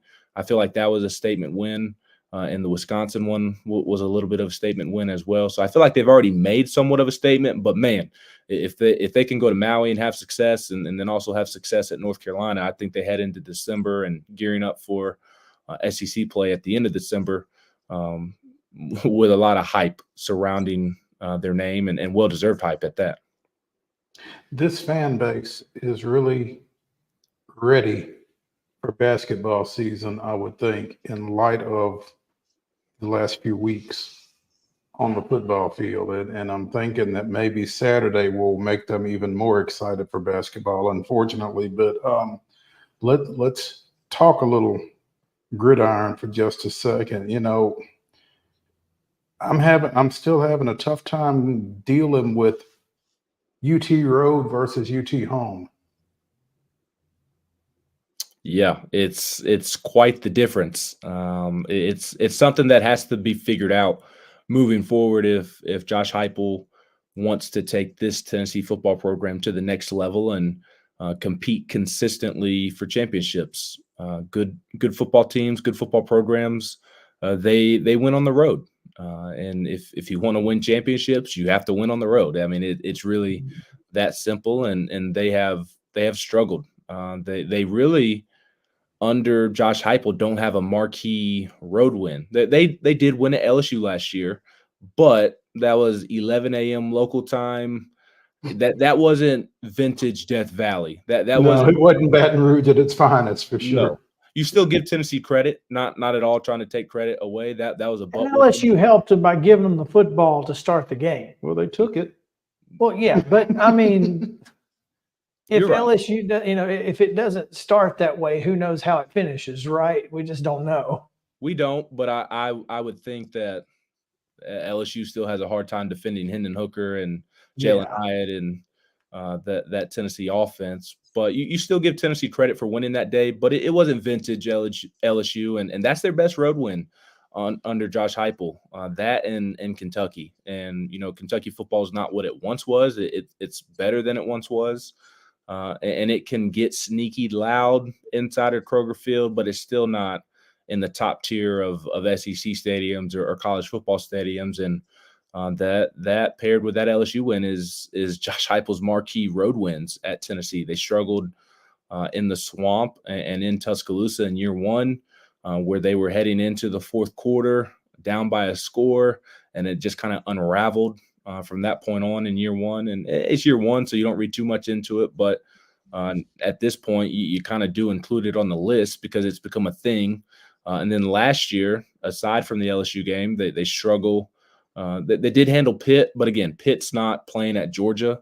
And then South Carolina, also an underrated home environment there for South Carolina. They didn't handle that well either. And then the road struggles have been well documented this year at Florida and second half at Alabama and now Missouri. That's got to change. Again, if you want to win championships, you got to win on the road. And part of it is better personnel, I think. They're still constructing the roster to get it to where it needs to be, just because Jeremy Pruitt left that much of a mess. But you're also through 3 years at this point, and it is in a much better spot, even if it's not exactly where it needs to be. So continuing to build out the roster and add more talent, add more depth, I think having better personnel helps you on the road, obviously. But it's the pre-snap penalties and it's kind of talking about basketball. You see a team go on a run in basketball, and you hope your team can answer that run. I don't feel like Tennessee football has answered runs well on the road when the other team starts to build up some momentum. So that's something that's got to change moving forward if they want to take this program to the next level and truly compete for a championship. No question. I mean, that's the bottom line. And at some point, Josh Heupel's going to have to take control of that and make sure that they are prepared to play on the road. Whatever has to happen to make that happen, it's on him at this point. So looking forward to Saturday. We'll see, at least until kickoff. We'll see how much I'm looking forward to the rest of it after that. But until then, it is looking and shaping up to be a solid hoop season at Thompson Bowling Arena. And that's all I'm going to say about that. Oh, Ben, thank you. We appreciate it as always. Look forward to talking with you again soon. And hopefully John Morant will figure something out for us. Yeah, I don't want to think about John Morant right now. I'm ignoring Ja. I've still got him up, obviously, but he's on my bad side right now, so I'm ignoring him. But it's tough. Yeah, Saturday should be interesting. The good news for Tennessee fans is that Dalton Connect plays basketball Monday, Tuesday, and Wednesday of next week after this football game on Saturday. But hey, you never know. It is college football at the end of the day, and always appreciate y'all having me on, and hope y'all have a great rest of your week. Thanks, Ben. We appreciate you being on. And Saturday is at Neyland. You never know what could happen. All right, let's take a break. When we come back, we've got rapid fire reactions to a boatload of topics. You're going to want to stick around right after this on Main Street Sports Today.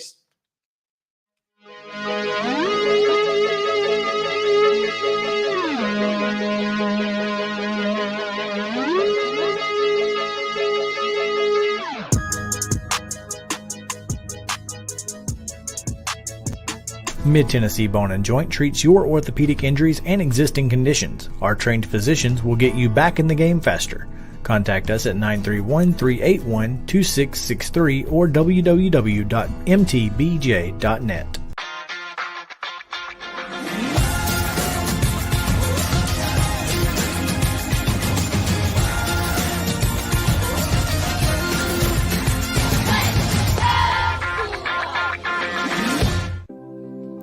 Custom Stone Handlers supplies over 600 distributors and suppliers with quality stone products. Along with River Stone, we produce and distribute over 100 building, landscape, and other bulk products. Our goal is to provide quality products, service, and partnerships to ensure our customers' success. We firmly believe that the measure of any person or company is how they treat other people and customers. Give them a call at 931-490-4990 or visit CustomStonehandlers.com. Mockingbird Title and Escrow is an attorney-owned and operated full-service title company in Middle Tennessee. We get your deals closed without worry and fuss. We're a family business that offers the highest level of expertise in our industry when it comes to closing and funding your real estate transactions. And it's a job I really love. I'm passionate about this. I'm enthusiastic about this. I like to think we're pretty well rounded and can deal with a wide range of needs and a wide range of clients. Call 615-274-8698 today. With Lee Company technology, the best handymen are hands-off. Lee Company techs have been using visual findings and other smart technology tools for years to add transparency and virtually take customers along. You see what we see, whether we're in a crawl space or on a roof. With Lee Company, technology helps us help you, no matter what's happening in the world or at your house. Piggly Wiggly, located in Neely's Mill Shopping Center, is Columbia's locally owned and operated Cost Plus 10 grocery store dedicated to serving the community with low prices and smiling faces. Piggly Wiggly offers fresh, hand-cut meats daily as well as daily hot plate lunches from their deli counter.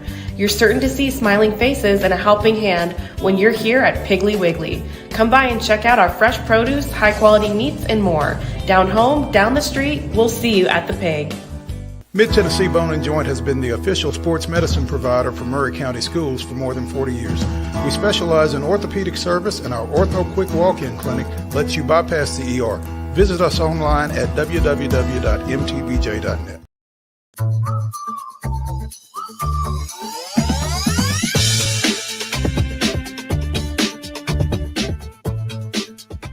Welcome back to Main Street Sports Day, presented by Mid-Tennessee Bone and Joint. Chris Yell, Mo Patton, coming to you live from the Lee Company studio. We've got, before we get into rapid fire reaction, we do have some players of the week from across the state as presented by the Tennessee Sports Writers Association. So, without further ado, football players of the week. Austin Peay running back Javon Jackson, 38 carries, 192 yards. Went over the 1,000-yard mark for the season as the Governors defeated Utah State 30-17. Defensively, Governors linebacker Tyler Long had 9 tackles, 2 pass breakups, and a pick. The interception basically securing that victory. And Austin Peay held Utah State, to 67 rushing yards. Big difference. Yeah, huge difference. Yes, in that victory. So Austin Peay sweeps the offensive and defensive players of the week by the TSWA. Volleyball, Tennessee Tech sophomore Jordan Carlin, 12.45 assists, 4.36 digs, and 3 victories, along with 6 blocks and 6 kills. Tennessee Tech defeated Moorhead, Southeast Missouri, I guess. Men's basketball, the first awards of the year in men's and women's basketball. Carson Newman's Jack Browder averaged 19.5 points, 10 rebounds in a 101-77 win over Lees McRae and a 74-72 win at King University. Up in Bristol. Yeah. 22-12 in the early game, 17-8 against King. On the women's side, Belmont's Kendall Cheeseman, making her first career start against Georgia, scored a career high 28 points, 9 of 15 from 3 in a 76-50 win over the visiting Lady Bulldogs. 9 threes are the most thus far this season in Division One and was one shy of the single game record for Belmont. So again, congrats to Javon Jackson and Tyler Long of Austin P, as well as Jordan Carlin, Jack Browder, and Kendall Cheeseman, the Tennessee Sports Writers Association's Players of the Week in their respective sports. All right. We got some rapid fire to get to. Fire them rapidly. Let's do it. Deshaun Watson, as we heard earlier, is now out for the year with a shoulder injury. And I saw a tweet, I think from Tom Pelissero, that said, and I hope I'm getting this right, he wanted to try to get a shot and continue to play, but there was a concern that if he got hit the right way, his shoulder would fall apart. Now, I don't know what that means, but it can't be good. I don't know just what disintegrates inside the skin. What does that literally look like when your shoulder falls apart? I don't know. So he's got a broken bone in his shoulder, which sounds dreadfully painful. I mean, is it up there or is it down? I don't know. I don't know. It's wild. We need to get our certified athletic trainer, Pernell Knox, to help us out. Yeah, to help us out with that. That's interesting. It's a broken shoulder. Very unusual injury. How do you sustain that? That's a great question. What do the Browns do? What can Brown do for you? I don't know. What can you do for Brown? What can you do for Brown is the question that folks are asking in Cleveland right now. Lord, well, I know what they're not going to do. They're not going to get Josh Dobbs. Well, no, they're not. And it's funny because I had mentioned Alex McKEE earlier. He would be available. But you know who else would be available? Malik Willis. Because he's about to be on our practice squad.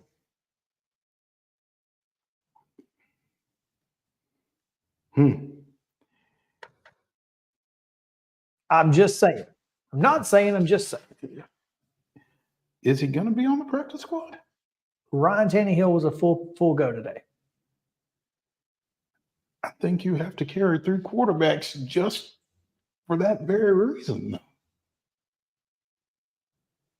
I don't think that's going to happen. It's a bold move, Cotton.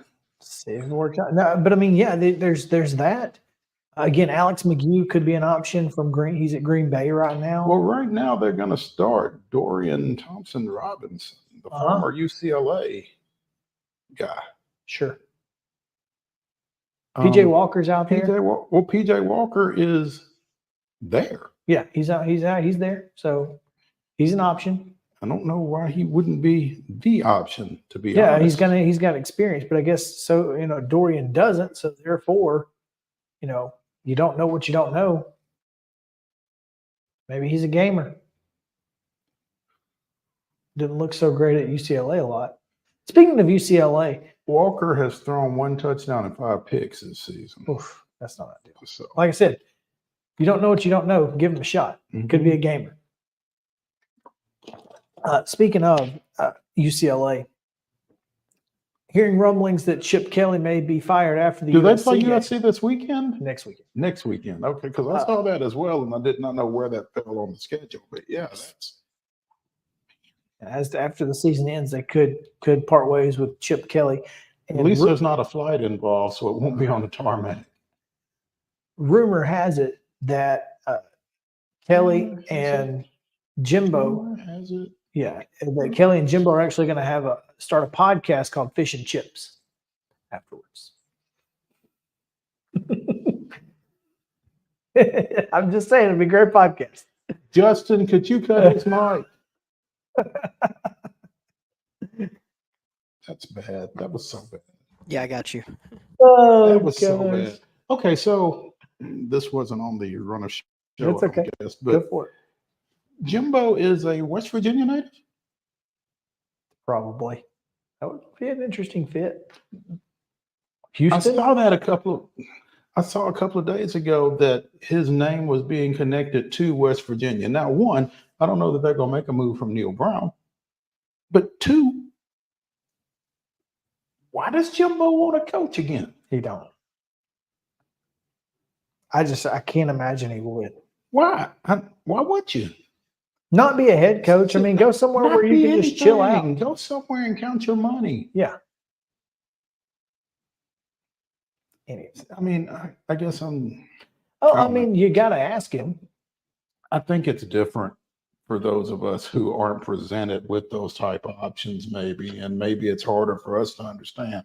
But I can guarantee you this: if somebody gave me $75 million to go away, that's exactly what the hell I would do. There's no doubt. Is go away. There's no doubt. Zero doubt. You may or may not ever hear from me again. Where's Cliff Kingsbury? Is he still in Thailand? USC. Yeah, he's an analyst at USC. Not defense. No. But his name has come up in Texas A&M for one spot. Yeah. Could you imagine Cliff Kingsbury following Mike Leach at Mississippi State? They got the athletes that he needs to run that offense. Now, he won't have Will Rogers, but am I right? But he has Chris Parsons. Parson. Yeah. Yeah. That's interesting. That would be a heck of a hire. If they could make it work. Of course, anyway, if you're going from Lubbock to Phoenix to Thailand to Starkville, to LA, and then to Starkville, yeah, that is what you would call culture shock. Where they don't even sell cold beer. Like you.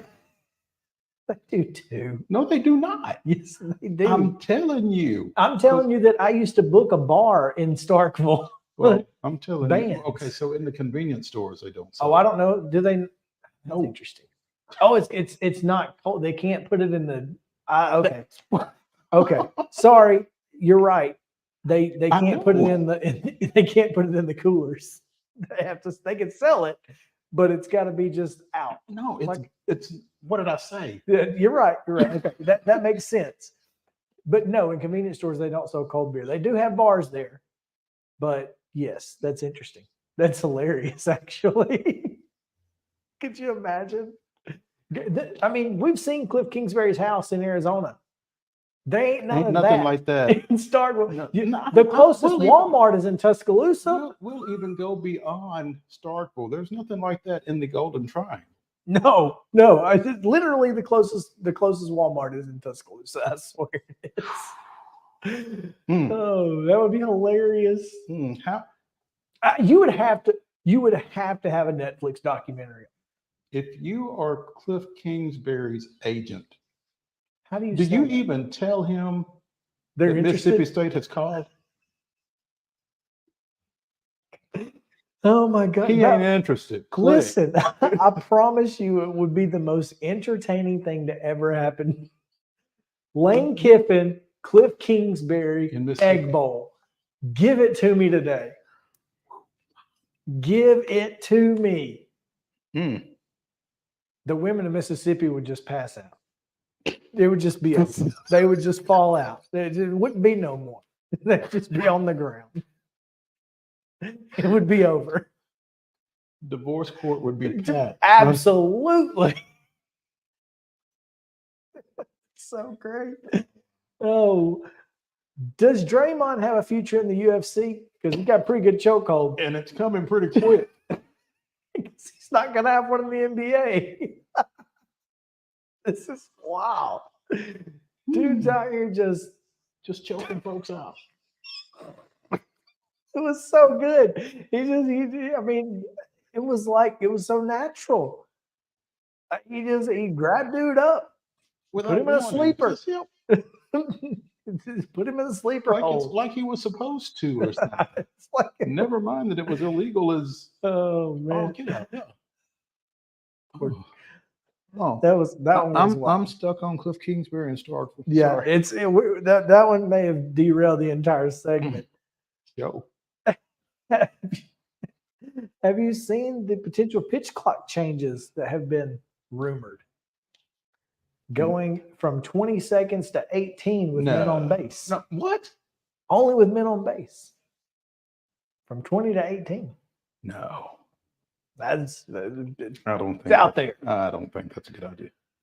I don't think it. Yeah, I would. Well, I would go up. It's 15 with nobody on and Right. 20 with runners on. Right? Yes. And they're going to go from 20 to 18. Yeah, so 15, 18. Nah, that's not good. I'm not a fan. I mean, I think the pitch clock went a lot better than I had anticipated. Really, by the second half of the season, it was hardly noticeable to watch, other than when games were consistently getting done in 2:15 or whatever.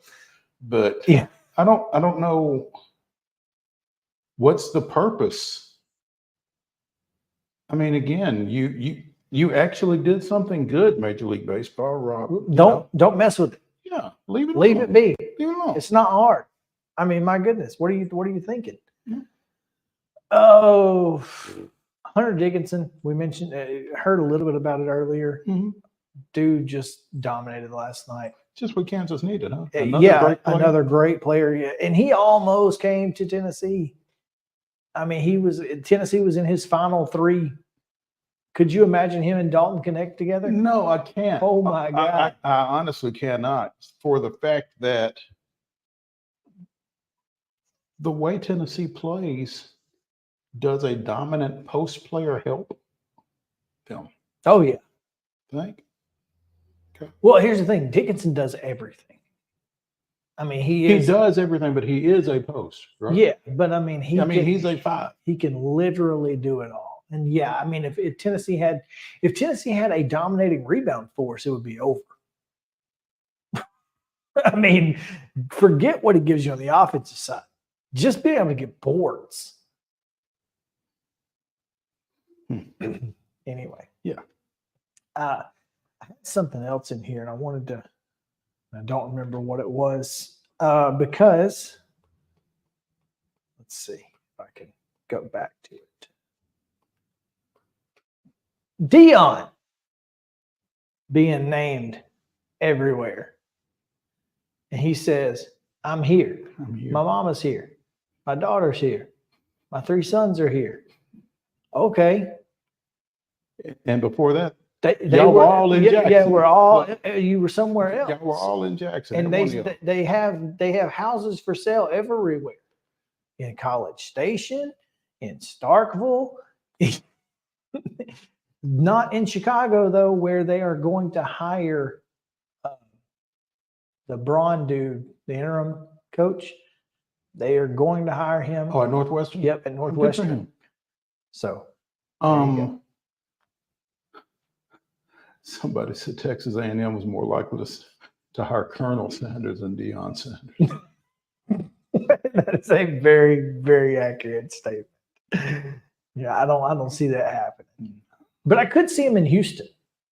And if they want to be Big 12, I don't know though, because if you remember, either last year or the year before, Jackson State played at Texas Southern, and Deion kept his kids in the hotel because there had just been a shooting right when they got there, right before they got there, or something like that. He wasn't very complimentary of Houston. I don't know if that means anything in any future dealings or not, but that would certainly come back up, I would think. But him recruiting in Houston would make them an instant Big 12 contender. Here's the thing. But then you have to coach against Colorado. The Big 12. He can't leave after 1 year. No, he can't. Yeah. He can't. Yeah. And because here's the thing, if he does, then you've got the Bell when things get tough moniker, and you can't have that if you're him. Right. So, let's get into some weird and wild and wacky news, eh? You mean we haven't already? Oh, we have, in fact, but I've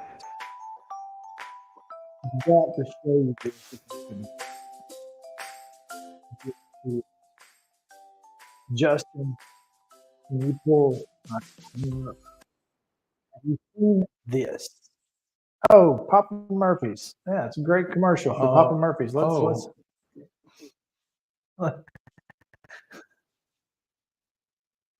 That's going to cost you. Yeah, that's unfortunate. Get a large 2-topping pizza though. They got great stuff. Here is. Oh man, they don't have just the video. Here, watch the video. Here it is. This is funny.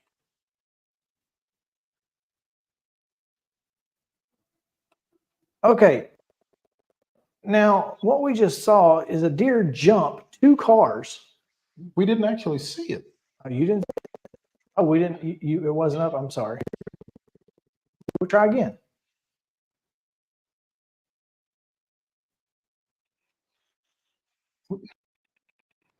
Now, here's the crazy part: is the man was trying to sell the.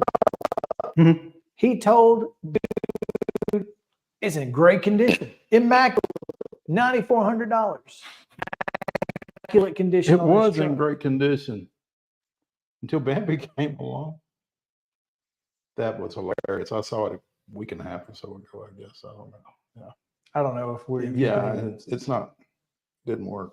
That's unfortunate. Well, anyway, deer jumps over 2 cars into the back into the of that truck. Pretty funny. And then just kind of stood up, shook it off, jumped and up then the truck left. and went on. Yeah. It's like, dang, what he was that? ended up selling the truck for $8,500. So he came off $900. Well, dude was there, right? Yeah, dude had just pulled up. He pulls up to buy the truck for $9,400. For $9,400. Deer jumps, hits the bed of the truck, caves the side in. Deer damage. Has to sell it for $84. I'll give you the deer discount. Oh my gosh, it was great. How about this one? Let's go to Florida, where a Florida man with a neck tattoo is facing charges after he and a woman he was with were caught on camera crashing into a parked car while fleeing from deputies. The incident happened on Monday morning in Davenport, south of Orlando, when Polk County deputies responded to reports of a man and woman trying to burglarize multiple cars in the neighborhood. The suspect vehicle was a white 2006 Cadillac CTS and was spotted by a deputy who tried to stop it, but the car fled into the neighborhood. Since there was only one way in and out of the neighborhood, the deputy didn't pursue. He was, just speeding through the streets. The car sped past the deputy and a resident who ran to get out of the way. The Cadillac turned around, sped back down the same street, and that's when there's a video that I can see here. I'm not going to try that again. Where the man slammed into a parked car, and thankfully no one was inside the parked car, but the man and woman had to be pulled out of the Cadillac. Remember that neck tattoo I told you about? All gas, no brakes. This is so perfect. That's exactly what he had. It's like. Can you see the tattoo? No, you can't see the tattoo. I just want to know how it's spelled. No, it's definitely spelled wrong for sure, right? Oh my gosh. Yeah. All gas, no brakes for the Florida man. Oh, that's so good. Yeah. I don't even care who you are. And finally, before we get out of here, down in Longwood, Florida, there's no evidence a Floridian dressed in a bear costume stole any food. But a bear did swipe a Taco Bell order from the front porch of a home in Orlando suburb of Longwood, moments after the Uber Eats driver delivered it. The caper happened Friday and was caught on the Ring camera. The video shows a beast sauntering to the front door, grabbing the bag in its mouth, and then comes back to steal the drinks. I had to have someone wash it down. Well, I think I need a bigger box. So, it was a Chihuahua. Now the new spokesperson is this bear. Won't be hard to find the bear, though. Just follow the sound of the walking toots. There's no question there. Oh, man. Poor guy. Oh, by the way, the Taco Bell order, $45. $45 worth of Taco Bell. I don't know that I've eaten $45 worth of Taco Bell in my life. It's so, well, I guess if you, it's I probably guess once you figure in the Uber Eats. yeah, that's what I'm thinking is the Uber Eats is probably part of it. So, but at least they've got it on camera so they can call Uber Eats and be like, I didn't get this. the dog did not eat my homework. The bear ate my food. Yeah, I didn't get this on my thing. Y'all go find the bear and charge him. Next report of any women in Starkville passing out, we'll let you know.